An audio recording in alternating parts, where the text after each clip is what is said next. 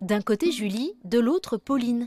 Elles habitent la même rue, mais pur hasard, elles ont changé de vie en même temps. Pauline a troqué son bureau de fonctionnaire pour ses fourneaux. Désormais, elle pâtisse et confectionne des biscuits. Travailler la matière, on peut laisser libre cours à son imagination. Je trouve ça cool de régaler les gens. À son compte depuis octobre, Pauline a démarré son activité grâce au bouche à oreille, puis elle a démarché les professionnels et très vite, les commandes ont afflué. Je travaille pour 2 restaurants, une épicerie fine et après c'est des distributeurs comme la Potagère et les Serres du Puy. Le distributeur dans mon village, c'est les particuliers qui me l'ont demandé. Je trouve ça super que les gens soient dans l'initiative de propositions pour découvrir mes biscuits, quoi. Lors de grosses commandes, Pauline peut confectionner jusqu'à 400 biscuits par jour.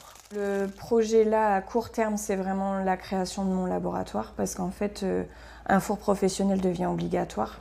Je travaille principalement le matin et la nuit, mais en fait, ça ne peut pas durer dans le temps. Pour des événements exceptionnels, Pauline s'est spécialisée dans les biscuits décorés, des gourmandises uniques que l'on contemple avant de déguster. Alors que Pauline s'active dans sa cuisine, à quelques pas, Julie prépare sa prairie. Là, il y a des prises vertes si vous voulez goûter.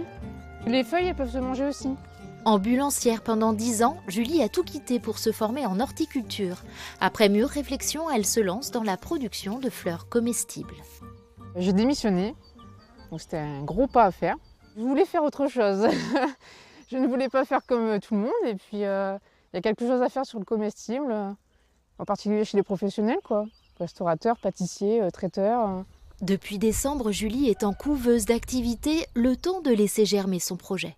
Ça me permet de tester l'activité sans créer mon entreprise, en fait. Et donc là, ça va me permettre d'officiellement commercialiser. Et on est aussi couvert juridiquement.